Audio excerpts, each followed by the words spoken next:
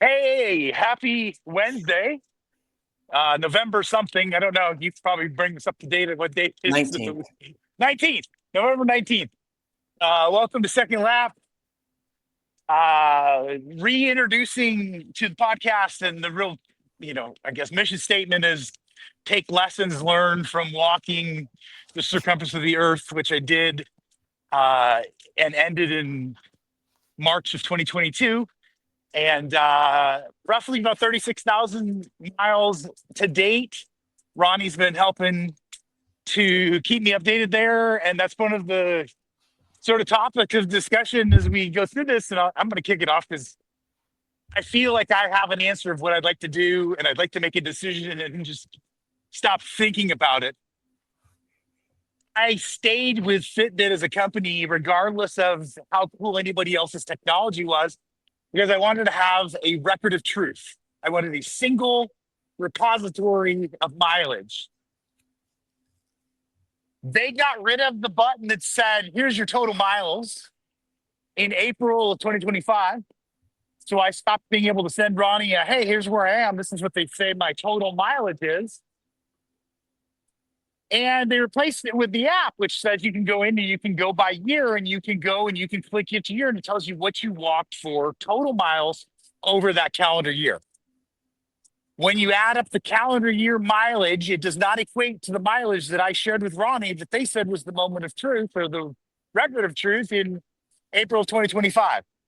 So they say I have less miles now than I did, was it 7 months ago, 6 months ago?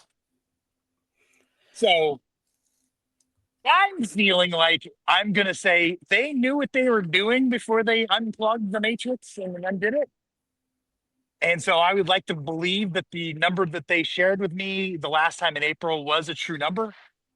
And then I'm going to play the instigator or the opposite side of the coin. I'd like to believe that everything they've shared with me from that point till now is also true. So if I add those together, that's where I'm at.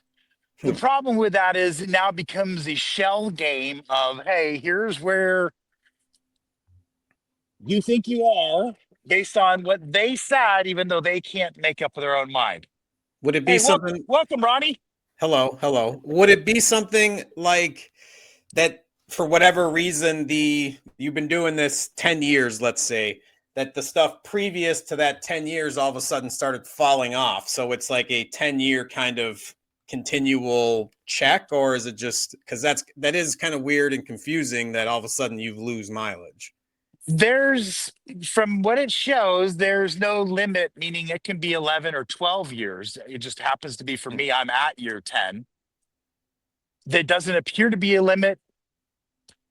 There's a couple of tests.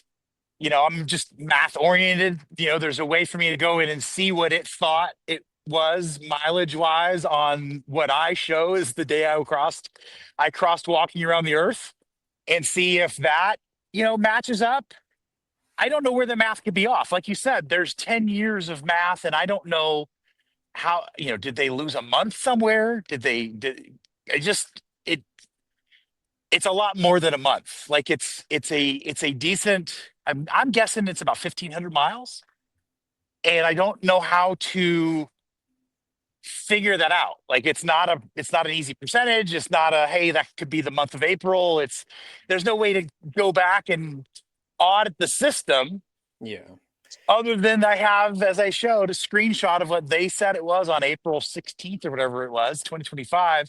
And that number is larger than what I add all the other numbers up. And Can I play just, devil's advocate for a second? yeah, I'd love you to. Let's see how many other people in the position for them do you think they've upset? How many other people are like you in your situation that feel like there's some sort of issue with the composite number that they're maybe okay with upsetting maybe 100 of the whatever million people that are on Less there? than 100. Nobody cares about this kind of stuff. It's a, It's important for us and for you, I think, but as a whole for a business, to me, I understand maybe where they're not going to be super helpful. yeah, they don't, I mean, it's like they're giving you a product and they're giving you this is the benefit of, I think, any of these wearables, in my humble opinion, as an old man that's been doing it for over 10 years.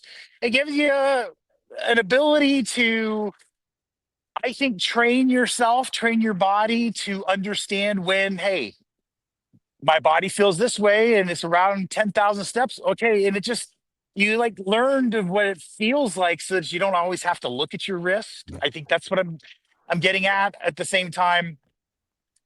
I don't think anybody is using it for an SAT level, certified mileage tallied up for some, world record, what I'm saying? Guinness kind of a thing. It's Yeah. a tracker that's fairly accurate. What throws me off, since you've asked the question and wanted to talk more about it, what bothers me is they had a number. Hmm. They were doing things just fine, adding up their system, and they knew, it was one system. It was never broken until they turned it off. And the reason they turned it off because it wasn't a Fitbit product. I'm sorry, it wasn't a Google product. It was the Fitbit Mm, architecture. So they tore yeah. down the Fitbit architecture and they've tried to transpose that data into Google, and it's just not lined up. So That makes more sense, and that's unfortunate for you, and at least for us in the tracking. But I think as a whole, I think people know, hey, get outside, be active. That's kind of your mission statement, I think, and kind of what you alluded to pre-show that you kind of wanted to talk about is like, what is your reason for getting out and walking every day? What drives you? What are the things besides maybe just health, like in general, to kind of walk, but to me, I go on walks every day after dropping off my son. You go on much more of a pilgrimage kind of a walk every day.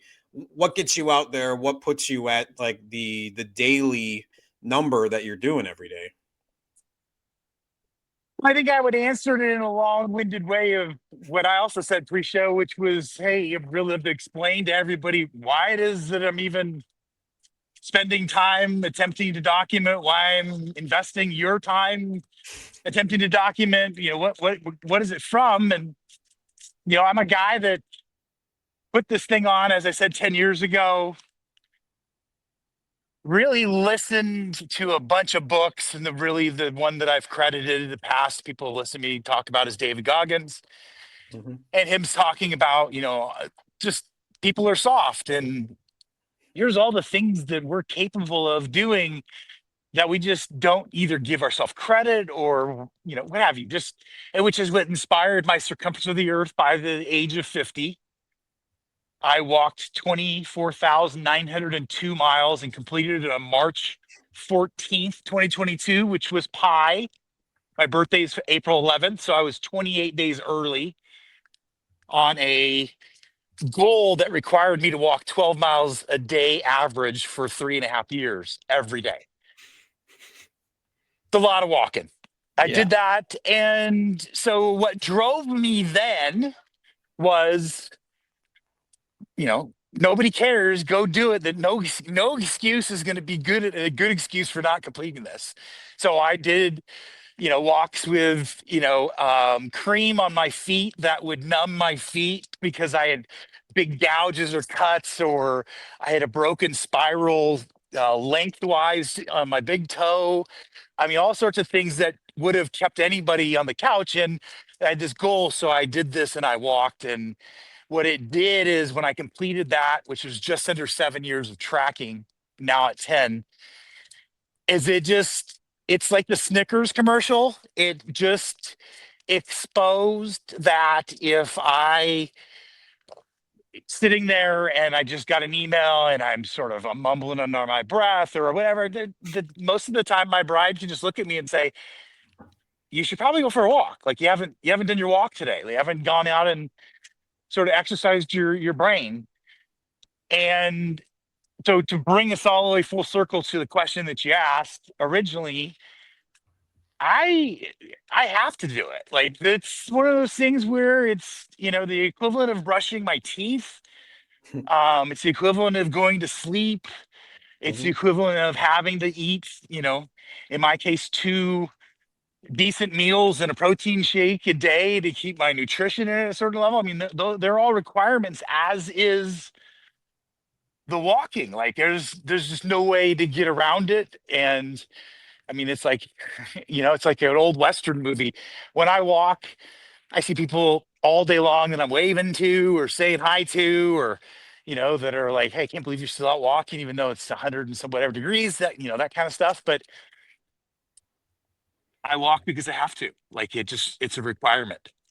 And I think also you've mentioned before that it's when you put the Fitbit on originally and you saw the numbers and then you saw other people, like it was competitive, like it kind of drove you to kind of match other people. And now I guess we're in this age of like, you're not trying to compare against other people, but maybe are you competing against yourself now versus like yesterday, or there was a really good, like, I went extra far 2 weeks ago and I'm trying to match that when I felt extra energy. And like, where is your competitiveness? Because I think one, as men in general, we're always kind of looking, as soon as you like stop doing high school sports, you're itching for that competitive spot. Like, is that where you're kind of putting your effort and your energy into?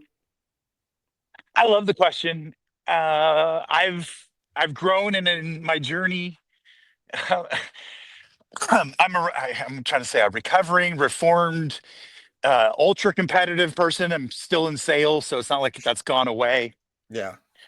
Um, the work week hustle, the 1 day walk as much as you can challenge, those kind of early days, and I think they were Fitbit culture driven sort of Mhm. stuff, because it seems Competition. like, yeah, I think a lot of it It's is just a Strava. I think yeah, it's you see the other loops and stuff. You want to compete against other people. right. And I think they've seen some of that fall off since Google's taken over. But anyway, long story Mhm. short, in the early days, that was a big driver.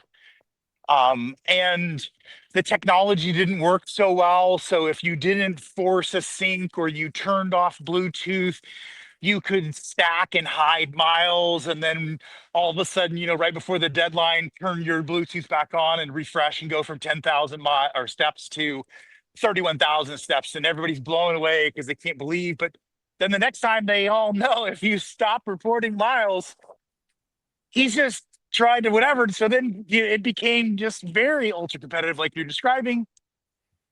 Now, fast forward to these days, I take when I went to Marfa, I think I shared with you, when I drove to Marfa and back, it was 2 days in the car of 8+ hours of riding. And so, wasn't getting the steps. And so when the weekly email showed up, I was number two.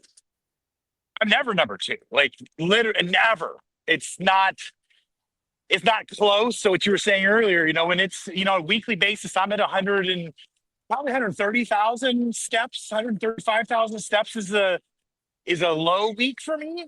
And so, other people are like 89,000, 90,000. So there's usually a very comfortable pad there where I don't have to worry. Well, my bride, who, when I travel, walks extra because I'm not home and I'm not there, and I'm not putting it all on me, but she just has this free time and she takes the dog for an extra walk. So she was like 30,000 steps ahead of me for the week.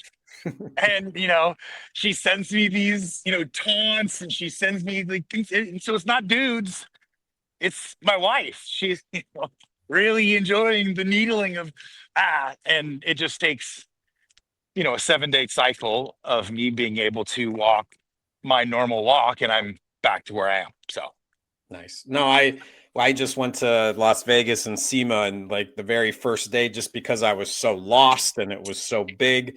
And then I went back and looked at my steps and it was 36,000 steps just on Tuesday. And then it slowly descended. And I'm wondering like that I hadn't looked at the stats and that weekend I was like, man, my legs are killing me. And then finally went and right. looked and I was like, oh, that's why. Cause I just walked and walked and walked like a full week in one day. So Yep. totally get And that. it's fun. I like that. I like that pain. I like that Mhm. sore. So Well, I guess the elephant in the room is that we are live on X on Twitter right now. So I'm curious to know. You've talked about this a little bit pre-show, and always, and I apologize that I've never usually have time or remember, but like your Twitter Spaces, how have those been going? What are kind of your thoughts and takeaways over the last few that you've been doing? Um, it's it's one of those love hate relationships. There are people that are, from they'll call themselves the clubhouse day people. The people that started when 2020 hit and we got locked down and everybody wanted to be put in these places where they could have conversations with other humans and not be isolated. Hmm. Spaces is a competitor to that. Something that Elon, I don't know if it was his idea, but he started working and he's usually the one that's blamed when they don't work right. So I'm just going to give him credit for them.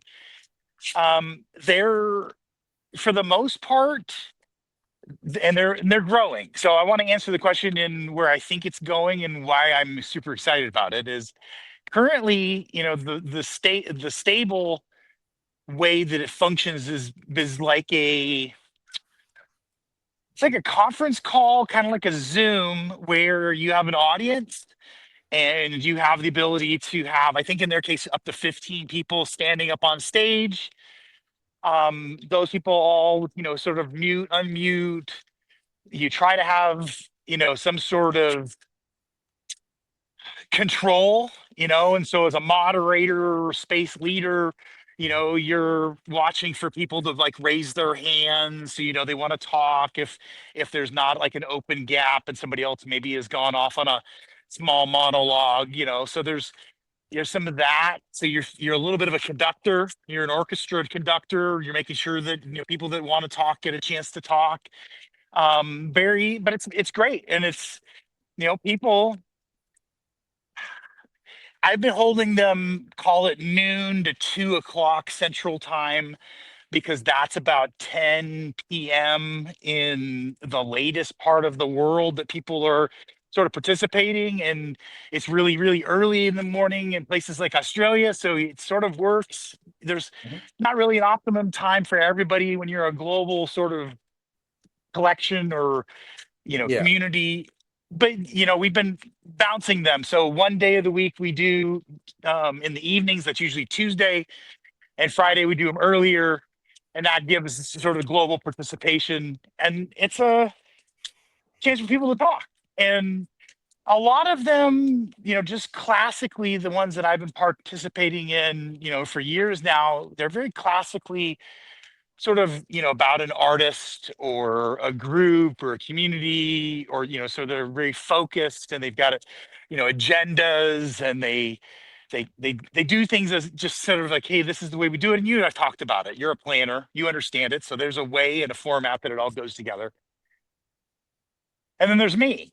I just think that we're chaotic, messy, domesticated wild animals, and we like to talk, and we usually through moderation can keep it between sort of an 8 lane highway between the poles. But it's we'll talk all over the place, and we'll take a thread and we'll pull it, and next we're talking about the pets that we have and they're sleeping in our beds, and you know that kind of stuff where we're we're just but it's good, and it gives the community a chance to talk. And we've got, I mean, you're a tweak. We've got quite a few artists that are tweaks, OG tweaks, and so they're participating in the conference call, or I'm going to call them conference calls now. They're participating in the spaces, and Yeah. and it gives people an opportunity to ask somebody that they probably normally either wouldn't approach or wouldn't feel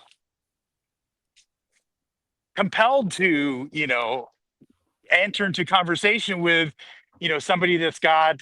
And I only use these things because it's what society uses, but 1 million followers, or some Mhm. sort of this sensation that we idolize. And they're just other domesticated wild animals like the rest of us, and they go to the bathroom the same way. So I don't know where I was going with that, but it's just interesting, and it gives you an opportunity just to have really open conversations with cool people.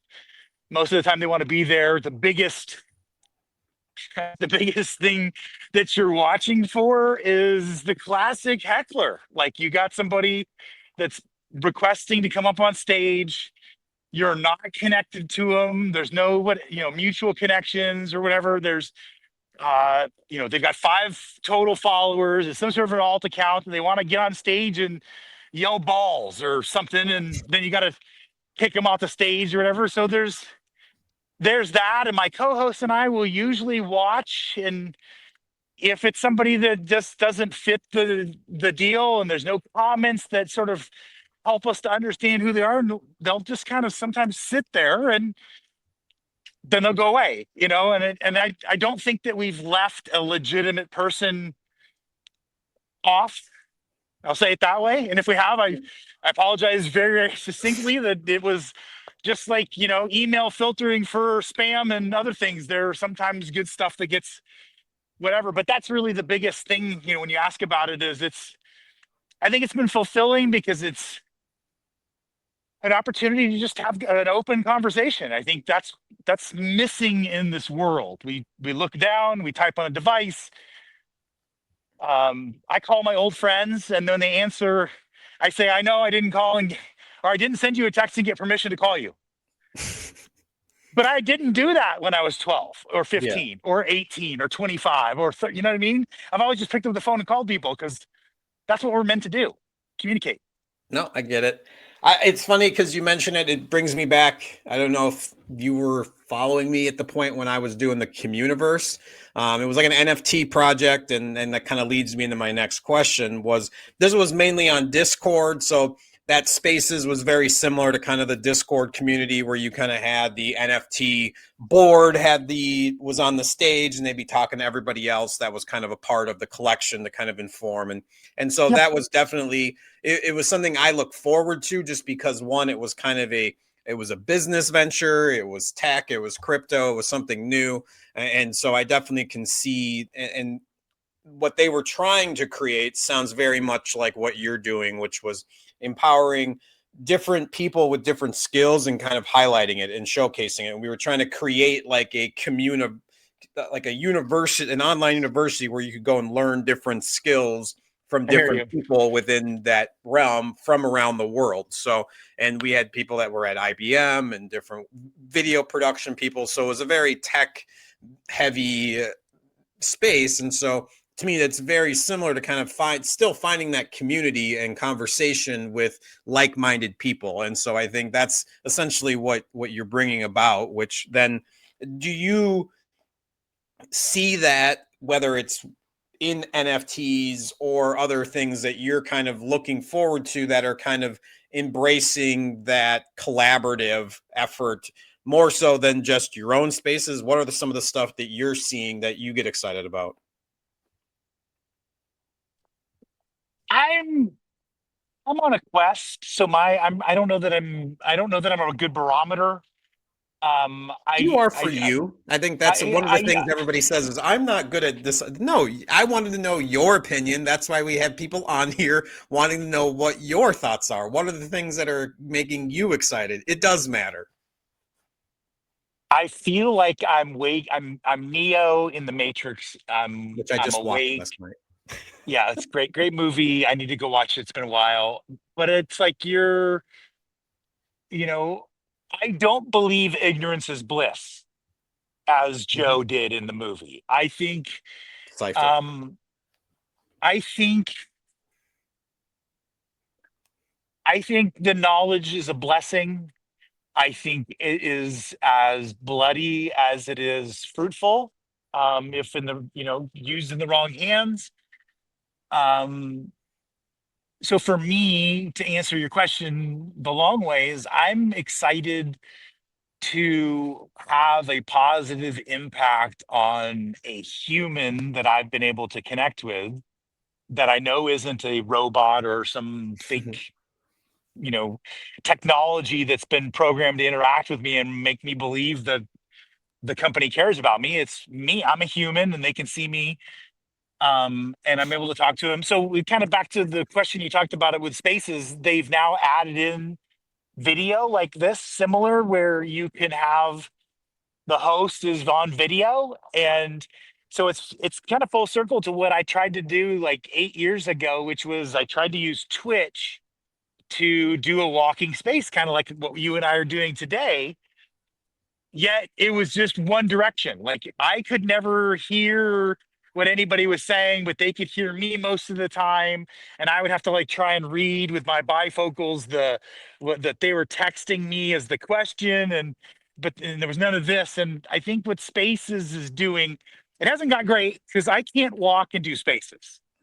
I know you and I've been doing this long enough that this is not perfect. You know, I'll go through a dead spot or a place where it gets noisy or something happens and my mouth is moving or I freeze. I mean, all of the stuff that technology gives us. Spaces is so finicky that as the call it the hub of that being me, the mobile guy on my device. If I have a tower handoff that goes bad, or it tries to connect to Wi-Fi because I forgot to turn the Wi-Fi off, or something, or I don't do not disturb, right? There's all these check boxes you need to go through to make sure that you have as pleasant an experience as what we try to have when we're doing these. And they don't work with Spaces. So with Spaces, I have to be at home. I'm usually, so I'm on a really fast Wi-Fi connection. I'm driving it. I have to be able to watch the screen because people are using emojis and they're talking and communicating with you through other means other than sound a lot of times. And so I have to be still. When it would be utopic is when all of this comes together, and maybe this is the answer. I mean, we'll see, because we tried to do X Yeah, Twitter. We agreed we have to say hello to Darbles, who left a comment who says respect. So we're definitely able to interact with hey people Darbles. as we go. So I think that's what we're moving forward to. This is what we're trying to do, to interact. Hopefully we can connect more accounts and be able to go across, whether it's YouTube or Instagram. But I think as we grow, that's kind of the plan, is to hopefully kind of bring your vision to life here, where we can talk to people.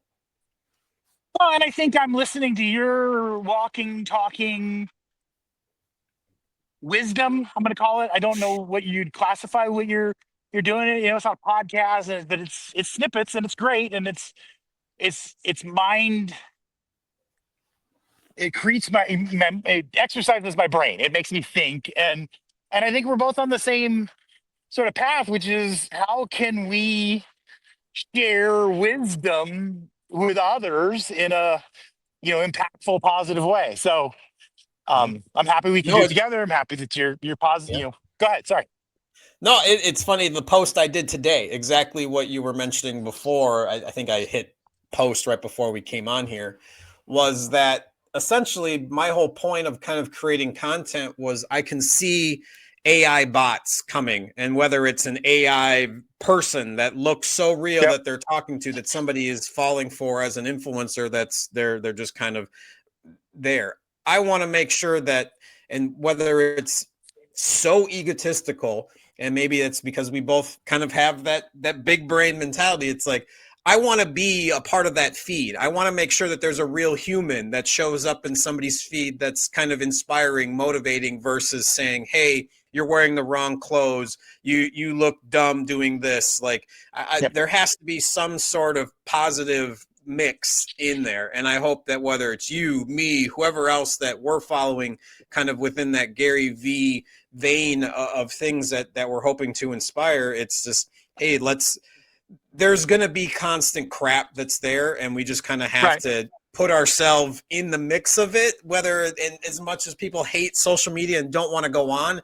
But it's like, yeah, well, that's probably a reason why, if you're not wanting to go on social, you're probably a person that should be posting on there and telling like about your life, to explain like, hey, I don't need social, so that people will Right. turn off and go do something, because that's a big part. I fell into the, like, this morning or whatever, yesterday. It Right. happens every day. It's just a matter of like, make it 3 minutes instead of 17 minutes this time. It's just try to get off when you can. It's hard. I know it's super hard, Right. but that's, I think, the hope in all of this is that you're and I'm happy with my feed now at a point where it's like I'm only seeing positive, motivating people that show up on my stream when I go online. I'm not seeing negative stuff, and that in my own sense is inspiring and motivating me. And then I'm like, okay, I'll go on for a little bit because I'm going to see positive things. I wish that I had control over what my feed was that would give me that sort of outcome that you're getting.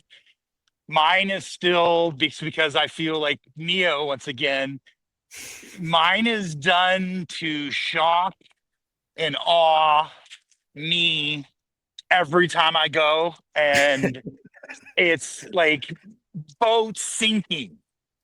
Why would I ever want to watch a video of a boat sinking or salvaging boats? Like, hey, this But boat is. it's the fact that you've stayed on and watched, I think, and then you're seeing more of it. That's the thing, is that Don't you're stand up for watching a it. car Don't crash. stand up for it. No, you're standing up for it. You're. I, I know what you're saying, and I've even gotten like gun shy when I'm scrolling. Like, did I hesitate? Did I not go by fast enough? Some of them will say, "Are you not interested?" And I click, "No, I'm not interested." And then it's a week before I get it again, or maybe it's 3 days.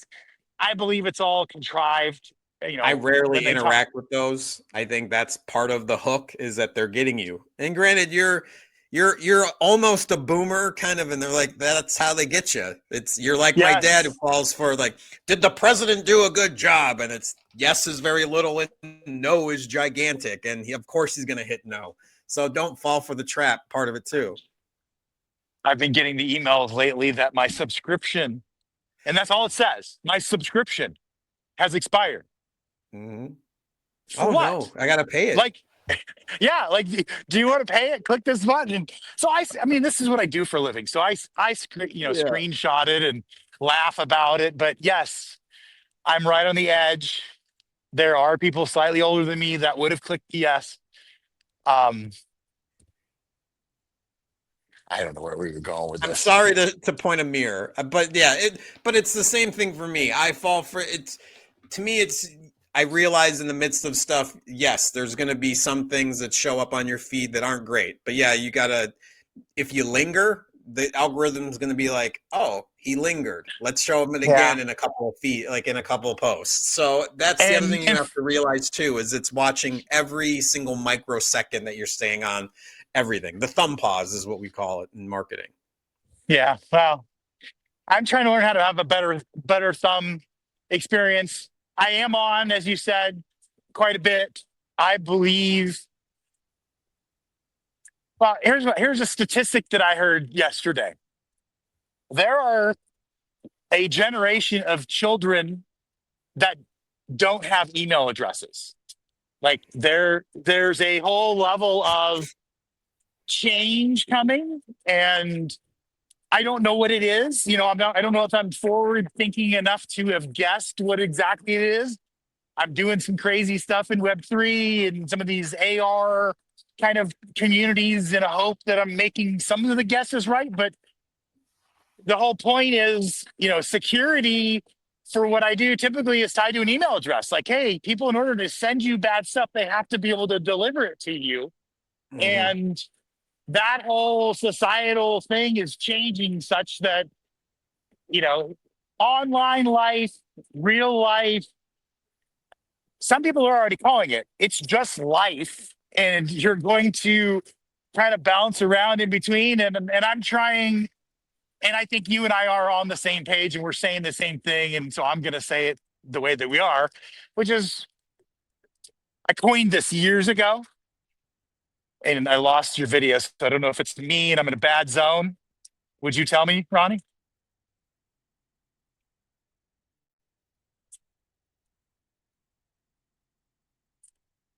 See if we get through this real quick. And he comes back. This is the problem with live podcasts.